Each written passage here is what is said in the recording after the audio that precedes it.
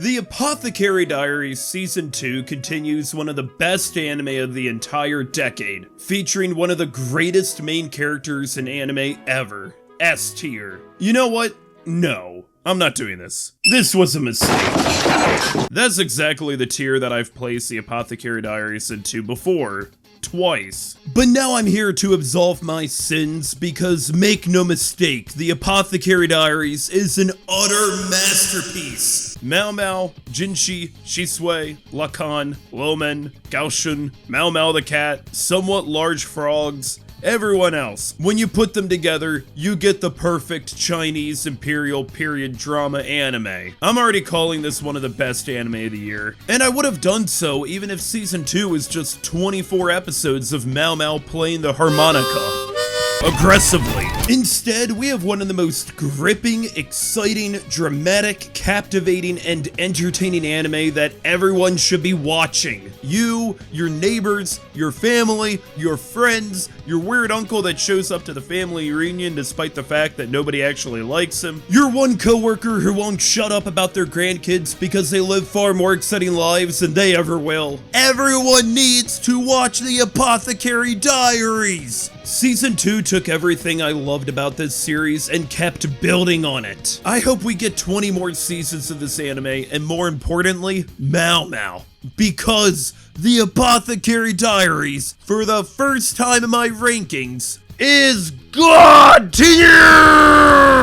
If I didn't rank the Apothecary Diaries where it deserved, then I might as well not have made this tier list. Speaking of which, hey, hello. And welcome. Sorry I didn't make one of these back in March. I was busy regrowing my arms. So sorry about how long it took to get this video out, but it's too long, so no more stalling. Fire Force Season 3 is another sequel, but unlike the Apothecary Diaries, I wasn't as into this one as previous seasons. Now, don't get me wrong, it's still Fire Force. Much of what you and all of us love about this series is still here, but I still think that the series' high points were back in Season 1. And honestly, I think the third season did get better as each episode progressed. But we are coming up on the end of this story, which will be reached next year, as this is a split core. I'm hoping by that point Fire Force will be able to reach the heights it set for itself previously. But regardless, it's still an extremely entertaining anime. This is also my first time talking about it proper, so I'm sure you're wondering who I think is best girl. The answer to that is Mao Mao. But she's not in this anime, unfortunately, so,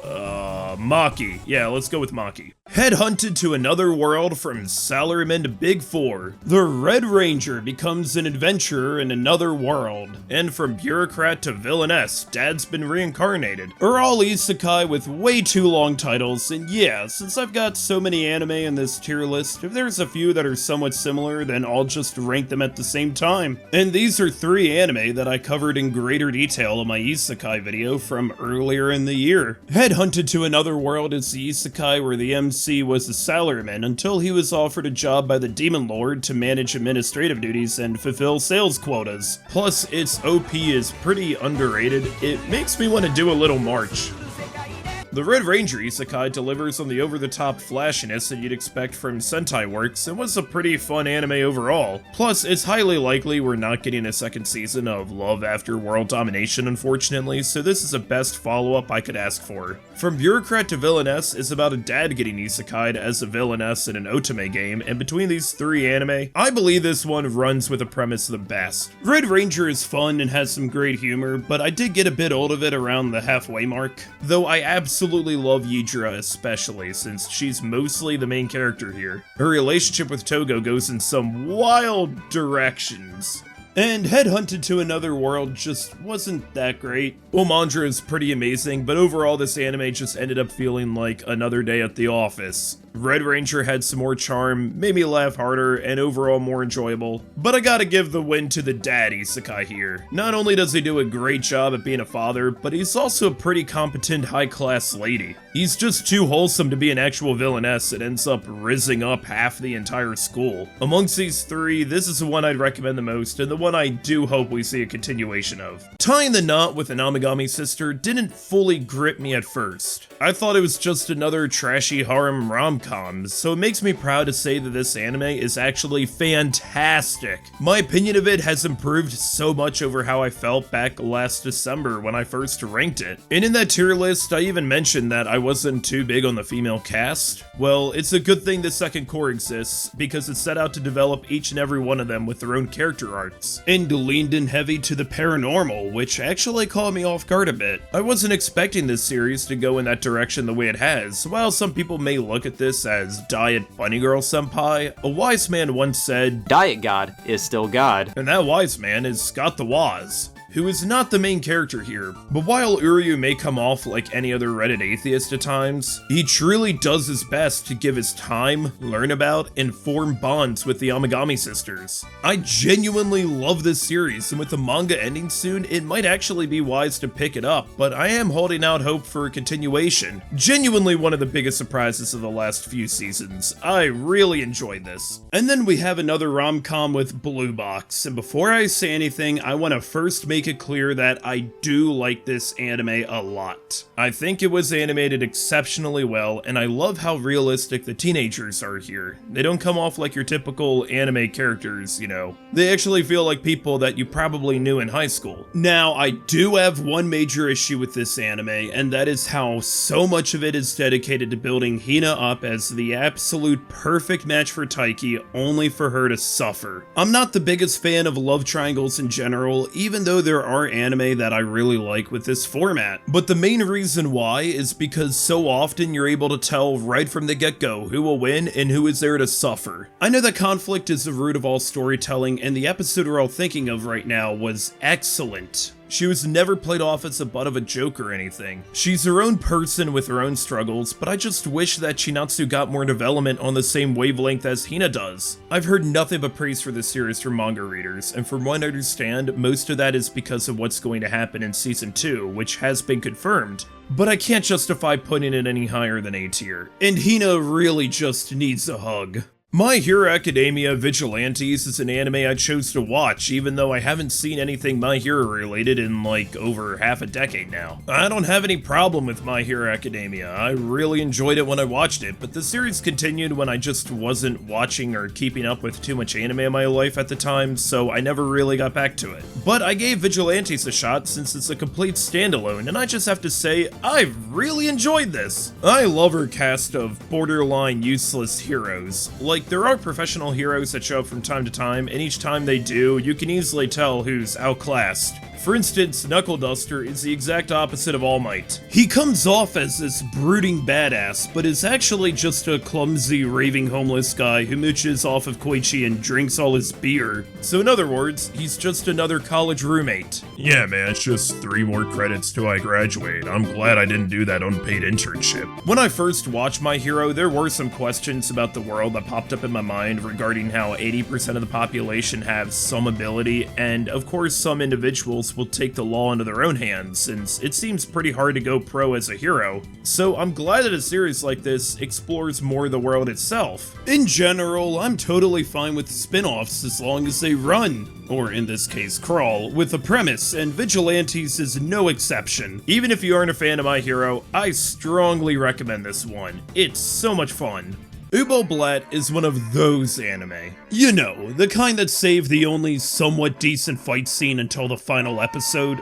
D tier. Not because it's the worst anime I've ever seen, but because this show was so boring that I really don't know what the point of it was. Even after watching every episode, I'm left with questions such as, who are you? Who are you? Who are you? Who are we? Where are we?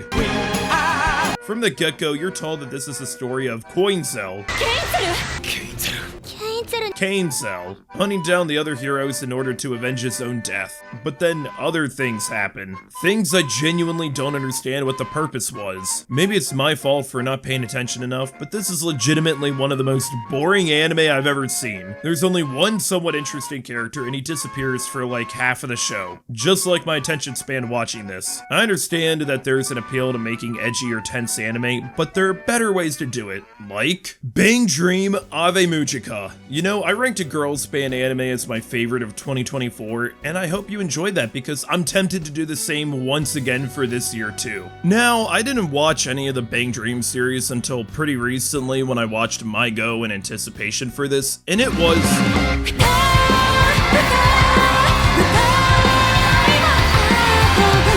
absolutely incredible. I don't think Ave Mujica quite reached the highs of episode 10 of My Go, which is the only criticism I have. This is without a doubt pure melodrama, to the point where come the end of the series, I genuinely don't think any of the girls are well off. But that's what being in a band can be like. All 5 of these girls are outright broken, and while they're not exactly the perfect glue for each other, their reliance on one another ends up being the only thing that can really keep them going. Every episode had me on the edge of my seat, and fortunately, the music is also really great too. Absolute god tier. Sakamoto Days should have been named Saturdays, since that's when it came out, and that's really all I have to say about this anime. Welcome to Japan, Ms. Self. Somehow eluded getting a focus in an elf video of mine, but that's also because I made that video later than I originally planned to. Actually, I think I made the right call because it's more part of the ever-growing genre of tourism anime. And I want to make something perfectly clear. I am not immune to propaganda. However, this is the first tourism anime I've seen featuring 2 locations I want to visit. The first being Japan, and the second being the Isekai world itself. There aren't really any major stakes here, and sure, I'm biased because elves and Japan, but this is a kind of anime that makes you feel warm and fuzzy inside, like a big hug. It worked for me. And fun fact, Kazuhiro is voiced by Yusuke Kobayashi, who seems to be perfectly typecast for these sorts of roles. He's also voiced Zagon from How to Love Your Elf Bride, and Subaru from Re:Zero. What can I say? He's got a type. And so do I. The daily life of a middle-aged online shopper in another world. And From Old Country Bumpkin to Master Swordsman are both anime about older guys in a fantasy world, with one being a well-respected swordsmanship instructor who's cultivated respect and admiration from his pupils, peers, and kingdom as a whole. He may have mastered two-handed sword wielding, but he really looks like someone who's mastered dual wielding. And the other guy, well, I can't believe I'm saying this, but we now have a second anime where the main character's isekai cheat skill is Amazon Prime. But instead of cooking tasty meals, he uses it to buy construction equipment. Beware, villains, for he is forklift certified. That makes 2 isekai with a tractor now. Anyway, other similarities is that both of these shows end up becoming father simulators. Yeah, that's becoming more common now in anime, though I don't know if it's working yet. Japanese government. Daily life of a middle-aged online shopper really isn't animated well at all, and I do have some moral questions regarding some of the characters in the show. Oh no, not again. But then again, it's the only anime where this can happen. Yeah, it's getting a C tier. As for Old Country Bumpkin, I actually like this one quite a bit. It's an anime where when it becomes CGI is actually a high point.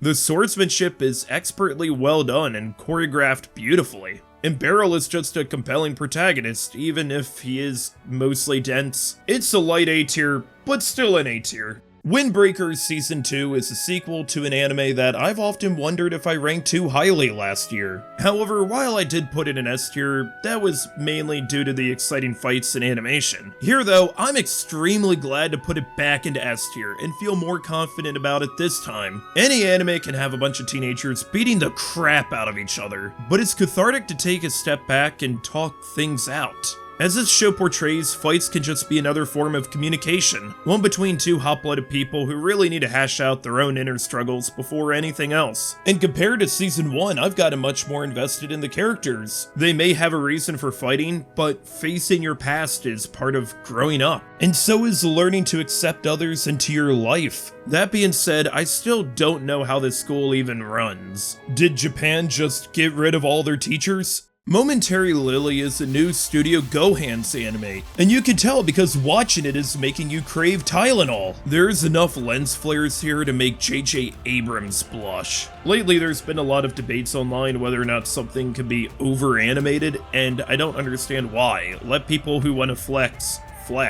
Though this show could convince me otherwise. Just watch the opening for this series to see what I mean.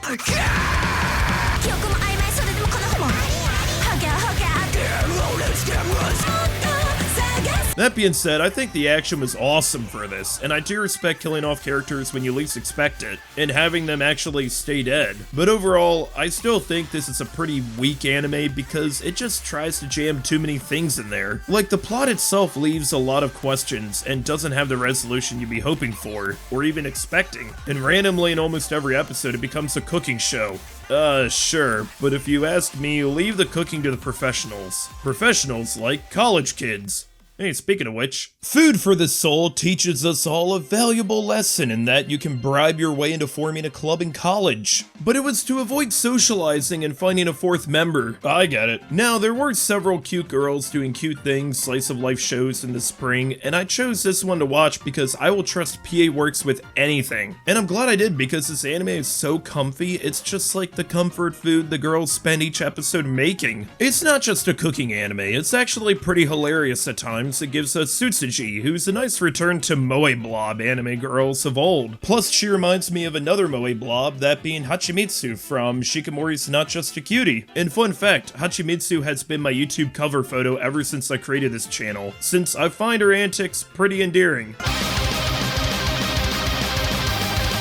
That was also my first real attempt at photo editing, and the end result is god-awful. But I'm keeping it because I think it's kind of funny. Overall, this anime was such a nice watch, and it's a much-needed palate cleanser after each episode of To Be Hero X that aired this past season. To Be Hero X is an anthology series where it's divided into various different stories surrounding heroes in this world. The first one being about one of the highest ranked heroes who suddenly offs himself in front of a random salaryman, and as you keep watching, it becomes painfully clear why he'd want to do that. You know, being a hero kinda sucks, especially with how you're only as powerful as how you're perceived by the public, so if you get cancelled, you're screwed. And even if you are beloved, the public just makes you a bigger target for other heroes and scrutiny. Not only is the premise pretty interesting, but good lord, just look at how well animated this series is. It'll constantly switch up art styles, and despite being an anthology series, the character storylines are made relevant in other heroes' stories themselves. This series is continuing this summer, and I don't think it's any stretch to call it what it is. One of the best shows of the entire year.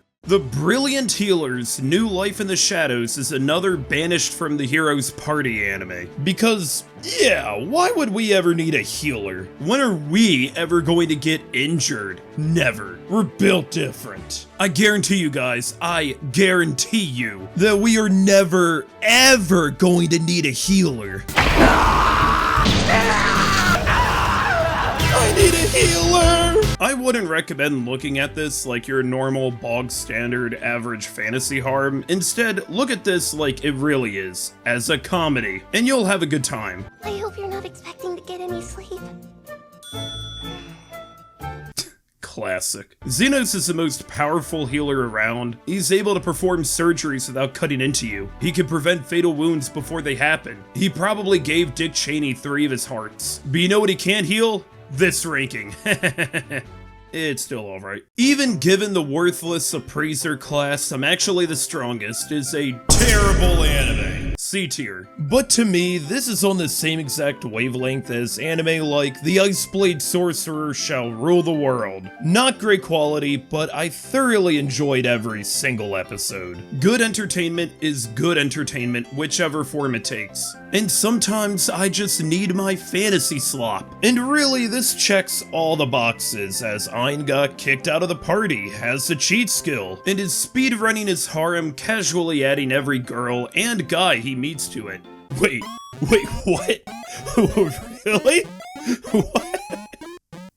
I'm writing the script in June, so shoutouts to Ein for being our bisexual king. Whatever you could do to stand out, you know? I can't recommend this anime to anyone since it's devoid of anything quality or even quality adjacent, but man, I had so much fun watching this. Maybe I'm the problem. Anyways, these next 5 anime are all sci-fi shows from this spring. Mobile Suit Gundam GQuuuuuX. You know what? I'm gonna do something I don't normally like doing, and that is, I'm not giving this a rating. Yeah, sorry about this. And the reason is because, believe it or not, this is my first ever Gundam. There are 2 types of people who watch this. Those who know all the references, terminology, and where this fits into the original 1979 series. And then there are those who don't know anything. Such as myself. Yeah, I'm out of my wheelhouse here. I heard that this is going to be a complete standalone series, but it really helps if you're at the very least familiar with the original Mobile Suit Gundam.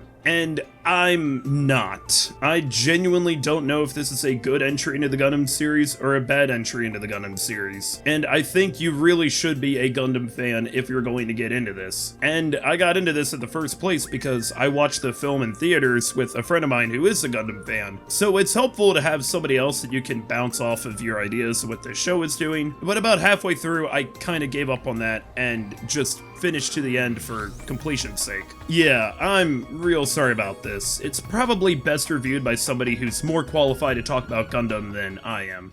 Kowloon, Kowloon, generic romance, is...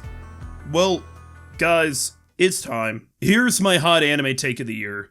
I didn't care for this one. The beginning of the series hits you really hard with this broody mystery about a city that shouldn't actually exist, and characters who just seem off. And I really like how this anime looks too. It just feels like a story that you want to get sucked into. But about halfway through, this anime just lost me, and I wasn't really sure what to think about when it ended. I've heard that this anime rushed the manga a bit, which hasn't even ended, and yet this anime's ending is pretty conclusive. But overall, I feel that if you think you'd like this series, then you probably will. As for me though, it's a B tier, and I don't really feel too strongly about it. But to end on a positive, I do think that the main 2 characters are pretty strong and very compelling to watch. So that's 2 anime I wasn't very enthusiastic about. Sorry about that. But fortunately, there's Moonrise, which is a brand new Studio Wit sci-fi anime original with some awesome animation and action. It's got a pretty cool setting where most of the series takes place in the moon, and it's 18 episodes long, making it longer than almost every anime on this list. Yeah, this anime is a D tier. No, really. This anime pissed me off. Even after watching all 18 episodes, I immediately went to YouTube to find videos explaining just what the hell I watched, which isn't a good sign. The plot is never really explained too well and chopped up with so many random time skips. Okay, so get this, the second episode is a backstory behind the 2 main characters. Usually these kinds of episodes come out about halfway through the season. I don't know who they are yet. And not long after this, there's an explosion that kills one of the main characters. It's meant to be a real somber moment, and meanwhile Jacob, the main character, is just playing Pokemon Go while everyone else cries about it. And keep in mind, I don't even know who it was, and I don't think Jacob knows either. I don't actually know what drives him or anyone else in this series. Character motivations just catch you off guard and switch up randomly. This show introduces so many characters too, and most of them never end up amounting to anything. And now I will rant about how much I hated this ending. So if you want to avoid spoilers, please go to this point of the video. Okay, so the final boss is Mary as she becomes part of the giant Nihil Lego that's been on the moon this entire time. So she's the final boss. Or maybe isn't? I thought the Moon Insurgents were the villains, but after another fucking time skip, they're the good guys, or at least hanging out with them. Jacob's now the leader of the moon, or I guess he isn't, and Phil goes back to Earth to take out the government, or AI, or whatever, and dies in the process. So why is Reese still on the Earth? Not to mention there's a single image showcasing what happens after the ending, and apparently the Earth was engulfed in war off-screen, meanwhile the moon became a paradise. But why isn't Reese back on the moon partying with everyone? She still loves Jacob, doesn't she? I guess she had to report the mission, but couldn't that just be an email? And then the final shot is Jacob getting a friend request on the Pokemon Go game he's been playing all anime long from Phil, who I guess is alive, or maybe not. I don't know. What was the point of all this? Who are the bad guys we were trying to fight after all? Was the mission accomplished? Did they win? This was 18 episodes long, and not only does it not have a satisfying ending, but I don't know who half of you are! Moonrise is a perfect example of a good idea, terrible execution, and how good animation and fight scenes aren't the only thing that can make an anime good. If you want an incredible Studio Wit sci-fi anime original, then I have great news for you, as one already exists and it's one of the best anime of the decade. And that anime is Suicide Squad Isekai. I'm just kidding. Nah, it's called Vivi, Fluorite Eye Song, which is one of the best sci-fi anime I've ever seen. And it's a complete self-contained story that showcases what Studio Wit can really do. I would gladly put it into God tier if it didn't come out 4 years ago. But one last thing I want to say about Moonrise is, what's with the naming conventions of this anime? Jacob Shadow. Okay. But then Bob Skylum, that's our villain. I don't know, guys. I don't think he can fix it. And then who could forget the ever-impressive Harry Cox. Alright, I'm moving on. Lazarus, on the other hand, is also a disappointment. Hey, quick update while editing. So my ultimate guide for spring 2025 anime ended up getting copyright claimed because I played footage from this show, and because of that, I'm just going to be using still images for this part. Sorry for the inconvenience. This is another anime that squanders a really cool premise. I do think there's some quality here. The strengths of this anime are the choreography and leaning into the parkour style of the action. However, most of the episodes tend to ignore this, and the story revolves around finding this doctor, since in 30 days everyone is going to die from taking a drug he created. But the rest of the world is pretty casual about it. I don't get any sense of urgency from this anime. However, what I do get is a pretty banging soundtrack. I'd say give episode 4 a watch. And that's really all you need to watch here. I just wish the rest of the show was more consistent with that level of quality. Man, I feel bad being such a downer about halfway through this video, but despite all the sci-fi we got last season, it ended up being a mixed bag. But maybe, just maybe, there's a really good sci-fi anime hidden amongst the rabble.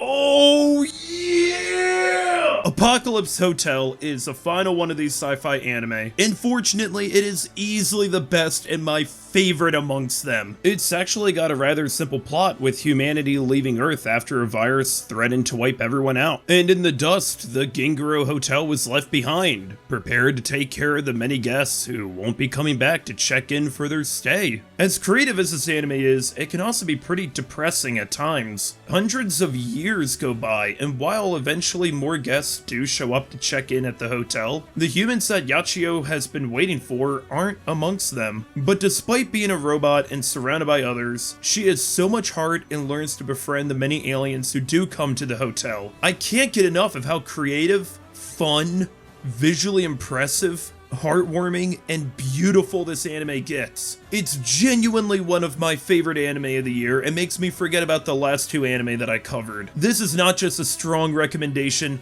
it's a god tier. It's that good. A ninja and an assassin under one roof loves playing with your expectations, since you'll be introduced to someone with a banging character design, only for her to get killed after like 30 seconds of screen time.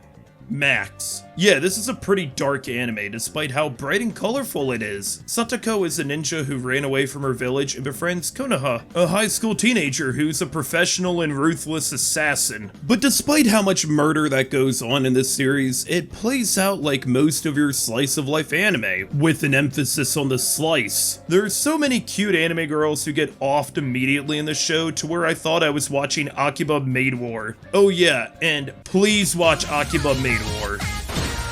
And on that note, please watch a ninja and an assassin under one roof. This anime was a lot of fun. Solo Leveling Season 2 A Rise from the Shadow is the most popular anime of the year by far, and you can tell because it won every single award pretty much at the Crunchyroll Anime Awards. I really don't know why I stayed up to watch that. So let me just get my bearings straight that I don't think this was the best anime of last year or even this year, and I don't think it's better than Frieren or most anime it was running against. However, Season 2 is still a god tier. Sure, you can criticize the series as much as you want. I understand. The writing is pretty shallow, and one of the biggest anime memes of the year was name 3 characters from Solo Leveling. However, this anime has some of the greatest animation and fight scenes I've ever seen. And if you want to know my opinions further and more specifically about all the discourse surrounding this, I'd highly recommend watching my Solo Leveling video. But beyond everything that's already been discussed with Solo Leveling in great detail, I'm glad it's as big and successful as it has been. We've seen other manhwa get greenlit for anime productions, and while some inevitably may get the beginning after the end treatment, yeah, I'm still not watching that, but there's so many amazing manhwa out there that I hope some get adaptations too. Some of my favorites are webtoon character Nankung Lim, SSS class Revival Hunter, and Outsider's Way In. Yeah, I hope that last one gets adapted. As for right now, I'm pretty happy with how the series has gone, and like I've said before, if you're going to do one thing and one thing only, then just go all in,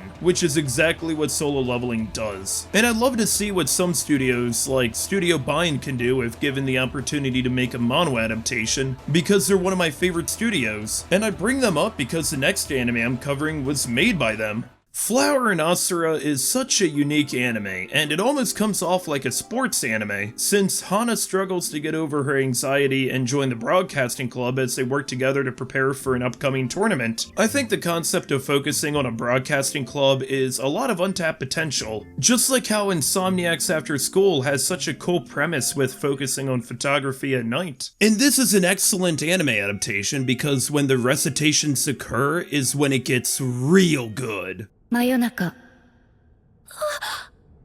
光の見えない真っ黒な空宇宙の果てからは声が聞こえる一緒にいたいって言えよ叫べ Make sure you watch this with your headphones on. It's pure ear candy. And the voice acting performances are incredible here. That being said, it's a B tier. Let me explain. Everything builds up for this broadcasting competition, and the show ends right before it. I guess it's teasing potentially a season 2, but that hasn't been announced yet. And I guess I could read the manga, but the best part of the show was listening to it. If this anime ever gets a second season, then sure, it could be considered an A tier. But this really should have been 2 cores because I'm just wanting more.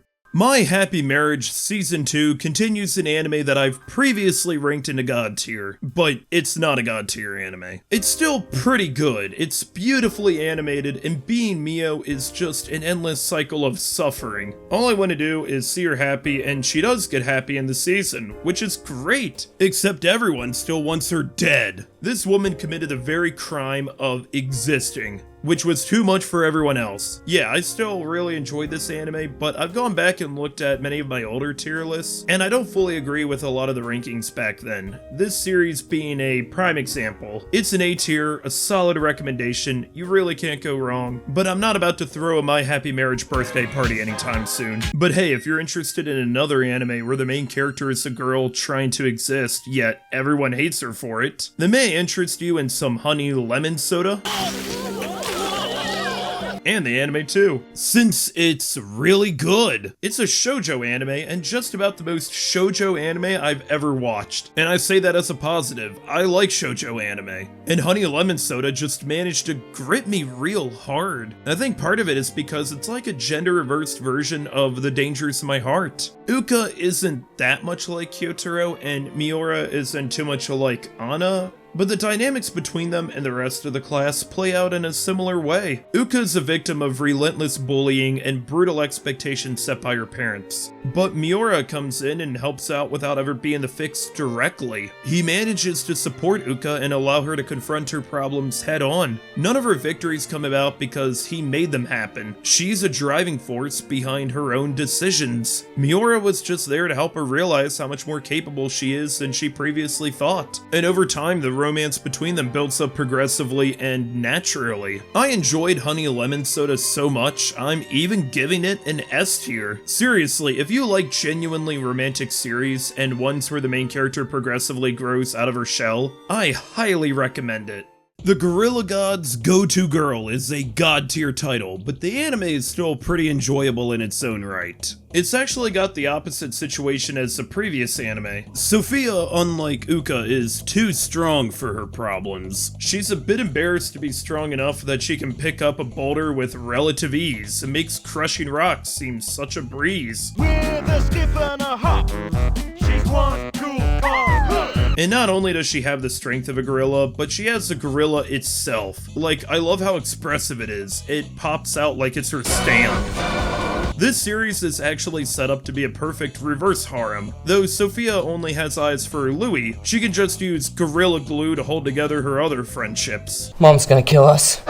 This series is way better than I originally thought it would be, and the romantic progression is also really well paced. A tier, though she should stay away from Cincinnati. Previously, I've given Studio Engi a D tier and an S tier, so they're a studio that's either hit or miss, no in between. Well, fortunately, they brought us one of the best anime of the entire year. Medalist is a god tier. This is one of the most uplifting anime ever, as it doesn't take you long to want to see Inori succeed. She's just a kid with high hopes and dreams, living in a world that constantly tries to remind her of her limitations, since she's getting into ice skating much later than most kids who compete do so. But she has the perfect coach. Tsukasa was in a similar situation to her, and now wants to do everything he can to make sure she doesn't live a life of regret. Now, admittedly, I did a lot of dooming before this anime came out because of the studio, but make no mistake, Studio Engi cooked so hard that I started setting the table.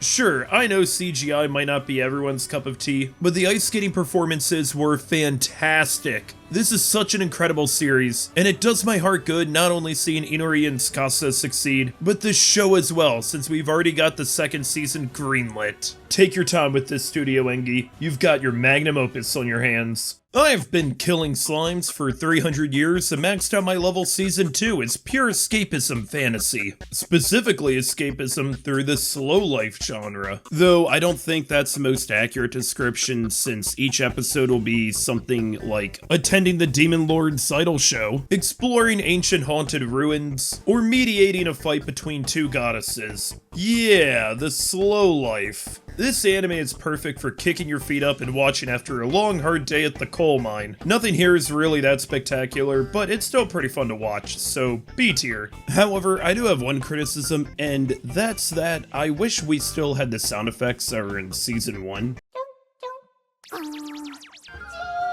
I'd love to see them come back if they do make a third season. Rock is the Lady's Modesty is a girls band anime, so automatically peak fiction. Lily-sa Suzunomiya is a prim and proper high-class lady, but a total poser. She's living the fake it till you make it life big time. 鈴宮さんはどんな音楽を好んで聴かれますの? Now, most people who pick an instrument and play do so out of love, dedication, willingness for expression. After all, shouldn't you want to follow your dreams? But Rock is the Lady's Modesty proves that doing so is total bullshit! Follow your dreams? What is this, Blue's Clues? Nay, you know what Rock is? It's a lady's modesty, damn it. And Lily-san's here to prove that she's the modestest of them all. Rock is everything she cares about. She wasn't born with a silver spoon or guitar pick in her hands. Like these sheep, she has to crawl through the trenches to get to where she is today. If there's anything I've learned from girls band anime, it's that dysfunctional girls make banging music. And here is no exception, though she should really try out for Ave Mujica. Please put them on, Takamine-san. Yandere Dark Elf, She Chased Me All the Way from Another World, and Makina-san's A Love Bot are all ecchi shows from this spring, so here they all are together. Yeah, call this the Gooning Zone. They're all extremely ecchi and extremely horny. I appreciate any anime that are completely shameless and don't shy away from what they're trying to do. That being said, Takamine-san does have an entry barrier, since at the very beginning she frames Shirata for, you know. But if you can get past this, then what is this? It's 12 episodes of this dweeb being dragged around and forced to take care of all of her needs, even though she could go back in time and reverse bad endings at the cost of her underwear. I have serious concerns regarding anyone who would willingly watch all 12 episodes of this. I willingly watched all 12 episodes of this. Also, where does her underwear go? Panty Island? Yandere Dark Elf is kinda similar to that Angel in the Apartment anime I watched last year, just more direct. And Makina-san, I'd say, has the hottest girl amongst the three, even though competition is fierce, but I'm putting this one in C tier, because, well, all three of these anime are guilty of the same problem. That is, the MC is exactly what you don't want to see in an ecchi series. Oh no, these attractive women want to have sex with me. Oh, how could they? I don't know what to do, guys. How do I get out of this one? I need to break free and protect. Oh yes, protect my virginity! I cannot fall into the clutches of sin and temptation. I must remain pure. Yes, I must remain pure. I must protect all of my virginity. Yeah, those kind of ecchi protagonists. So I'm rating each one of these based off of how much they annoy me. For Yandere Dark Elf, as frustrating as Hinata is, the series does have an elf, and I'm very biased. B tier. And Takamine actually won me over. There is some romantic progression here, despite the fact that Takamine has such an ego, it causes her to develop into a bit of a tsundere. A jealous tsundere. My time would be better spent doing anything else other than watching these three, but I don't have any regrets. Beheneko, the elf girl's cat, is secretly an S-ranked monster. It's another ecchi anime, but I didn't group it with the other three because it's a D tier. This is ecchi really in name only. Like, there's some lewdness here, but whenever it happens, I'm so bored that I've completely forgotten about it. What this anime is our main female characters are trying to— Come, give me your sperm! The cat. The cat. Other than that, there's nothing really else worth mentioning here. It's not even a second monitor anime, it's a third monitor. That being said, there is one thing I found pretty funny, and that's pretty late into the show, a random side character shows up, and it's just casually mentioned that he's an Isekai MC. This isn't an Isekai at all, it's just some rando shows up and it's briefly mentioned he's from Japan, and it's never brought up again. That's hilarious. But it doesn't save this show. And even though this show did provide us with a fair number of waifus, I usually believe in fantasy shows that the guild receptionist girl is the best girl. And in this anime— You aren't seriously thinking of brandishing a sword on guild grounds, are you, sweetie? I still think that.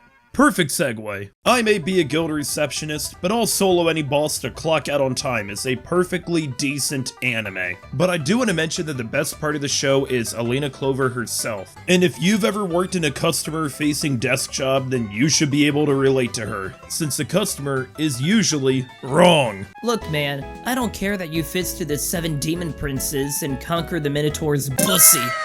Protocol is protocol. Show me your adventuring license. She's the perfect representation of when you become important at work. I understand. I hate it too. You see, work is like a bar of soap. Sometimes you just gotta whittle away at it. And while I wasn't crazy for this anime in general, I can't imagine it going any other way than having Alina be in the MC. She carries this anime so much that I'd be down for a second season. Especially since Cloverworks has never made a bad anime. Cloverworks may have had an absolute year so far, and they're continuing with this summer, but I'm always happy to see what they're working on every chance we get. Summer Pockets is a new key visual novel adaptation, which means prepare to cry.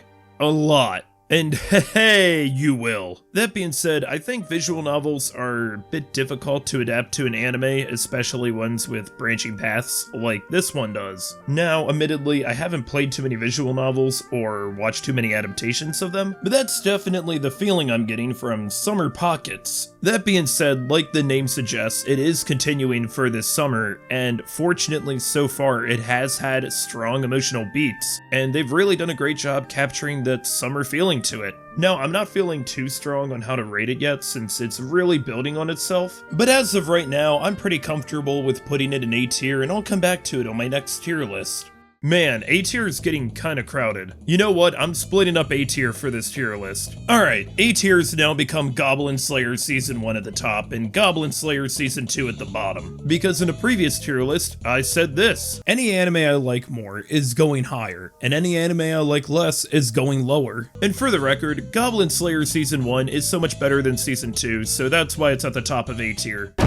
But I'm not going to worry about either of those tiers right now, because the next anime is without a doubt one of the best anime I've ever seen in my life. Orb on the Movements of the Earth is a generational masterpiece. This is the kind of anime you're going to be telling your grandkids about. And I want to make my opinions on this anime clear now, because I'm not going to rank it in my best anime of 2025 video, since I already ranked it in my best anime of 2024 video. But if I redid that video, it would probably be at number 1. And what makes Orb so great is that it's one of the only anime out there that makes you think, not just about the anime, but about your place in the world. How we got here. How people are willing to fight and die for the truth, or what they think is the truth. Orb is an anime I've praised to no end, and I'll continue praising it as often as I can. It's a god tier without a doubt, and you know what? I'm real tempted to rank it above god tier, but I don't want Noak to come after me. OKITSURA fell in love with an Okinawan girl, but I just wish I know what she's saying is not an anime. This is someone's vacation photos. This is animation in name only. This is about as much of a PowerPoint presentation as you can get. But you know what? I think it works here. This is tourism propaganda first and foremost about Okinawa.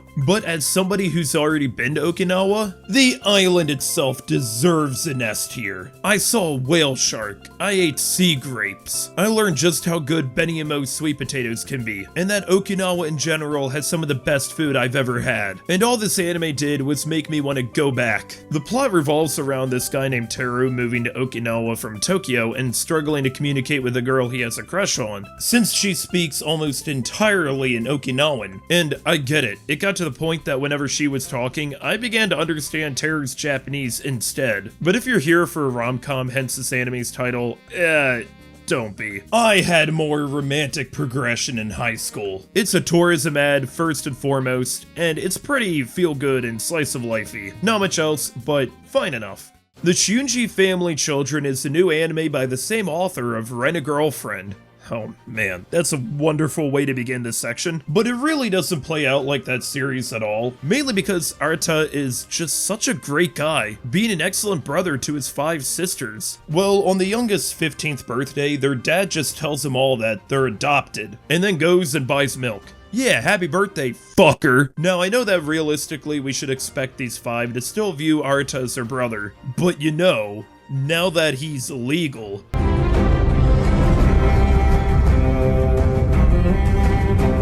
something I found really interesting is that while this is a harem series, I'm glad that they gave Arata another male character to interact with. Even harems I enjoy tend to treat the MC as if they're the only male who matters in the world. But Shion is still his brother and supports him. Plus, he's already taken, so Arata is fair game for everyone else. Guys, despite your biases you may have against this author and his works, this is a very enjoyable and compelling show. Perhaps that's because Doga Kobo just has that touch, you know? The anime they choose to make are just always nice to look at. I'm happily placing this in Goblin Slayer Season 1 tier. Yeah, this was a mistake. Witch Watch is without a doubt one of my favorite anime from this spring. It's a comedic series following a witch and her bodyguard Oni, and, well, hijinks ensue. They go to high school together, and it's quickly found out early on that she's got magic powers and becomes highly sought after because of this, until people find out that most of her spells fall into the monkey's paw territory. She can double you, but you'll shrink in size. She can repair an item at the cost of another. She can cause you to disappear, but you have to hold this pose like a moron. She'd cast a spell to make you subscribe to this channel, but then you'd have to like the video too!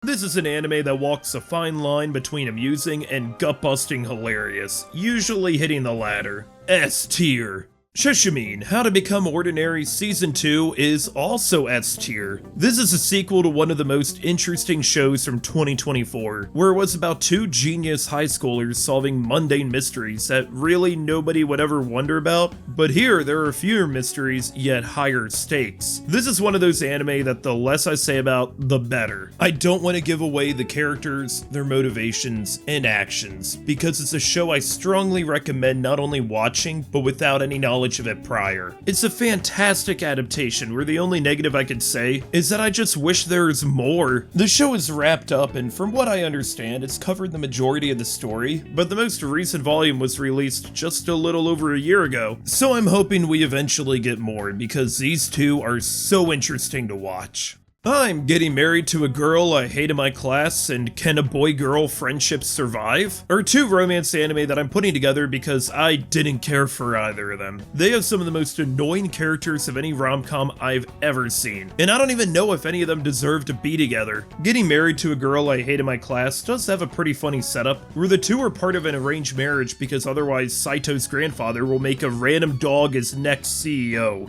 Wait, a dog CEO? Oh no, not again! That's a driving force. And you know what? Go for it. I want to see what happens when we have, Mr. President, we have an ongoing worker strike and stock values hemorrhaging. What do we do? Arf! This anime is also made by the same studios who made The Dreaming Boy as a Realist, which was one of the most non-romantic rom-coms I've ever seen. And this fits the bill too. Maybe they're trying to pioneer a whole new genre. Boy-girl friendship, on the other hand, has received so much hate and criticism because of Himari being beyond insufferable despite being the main female character. However, my problem with this show isn't due to her. She's a teenage girl. Teenagers could be a menace. Just let them have their fun. Plus, she does get her comeuppance every once in a while. No, my problem with this show is everyone else just sucks. Especially the adults who constantly berate you for just having a dream and trying to follow it. I don't know why they're so hard on him. Like, what are they trying to get out of it? This anime actually managed to get me pretty angry at times, but despite the flaws both have, I'm putting them each in C tier.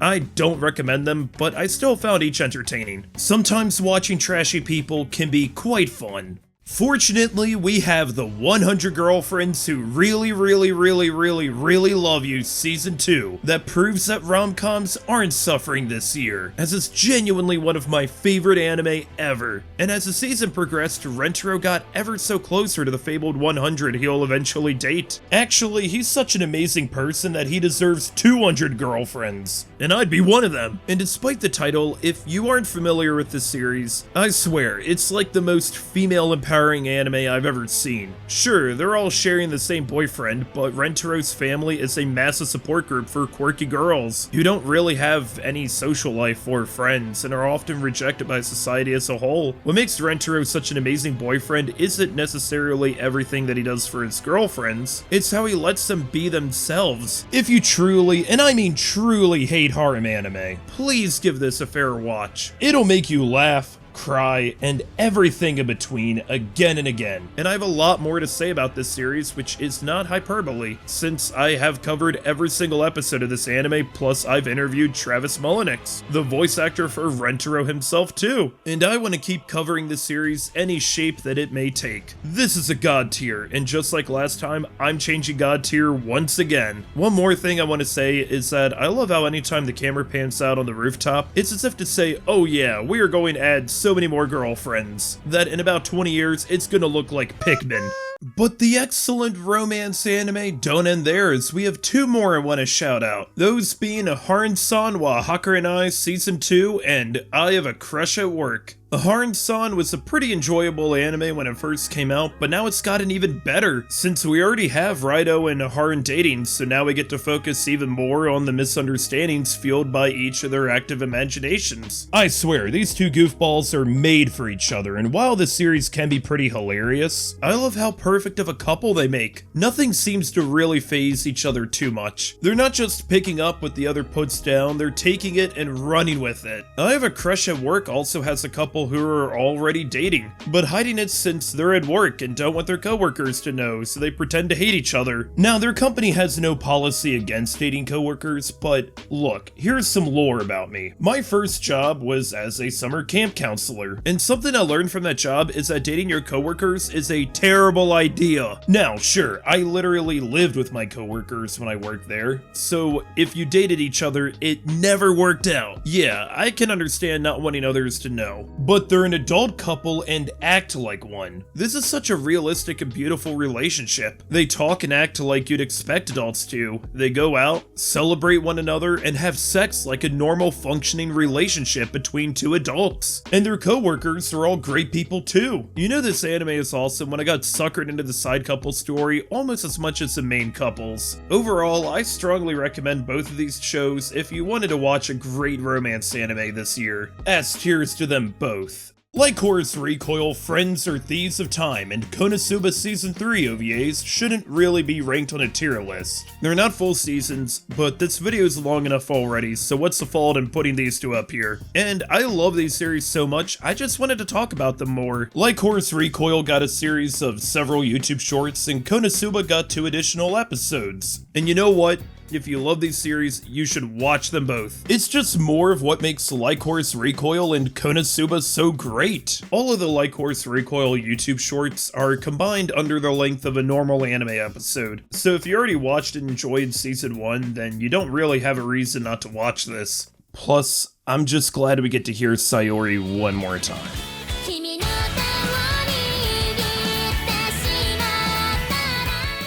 I'll praise both of these series every chance we get. God tiers to them both, or Rentaro tiers. And finally, we have Zenshu, which I'm ranking last because it is ranked last, alphabetically. At least it should be, except according to any list, that honor goes to Übel Blatt. Ugh. But I'm glad I saved this for the end because I loved this anime. It's an anime original, so you never know where the story is going to turn, which normally would be the case if it wasn't for the fact that Natsuko already knows how the story is going to go, and tries her best to fight against the end result. She's dedicated her entire life to animation after watching the movie that she's now living in, and can use her talents to create animations as if she was a summoner in Final Fantasy. Or more like Doodle Bob. I already called Apocalypse Hotel one of the most creative anime of the year, but Zenshu is not far behind. Anime originals can be really great, and I genuinely love this anime all the way through. S tier, as it brings us one step closer to finding the perfect anime. Whew. And there's the tier list. Yeah, I know I haven't made one of these since December, sorry about that. But we're in the summer season now, which is looking insane. Like, there's over 30 anime I'm considering ranking for my next tier list. But I'll get to that when it comes to it. In the meantime, if you enjoyed this video, then be sure to sub-dog for more CEOs. And if you don't want to do that, please subscribe. Next video I'm working on is the ReZero Season 3 ranking. Thanks for watching, and I'll see you in the next one. Oh yeah, I forgot. ReZero Season 3.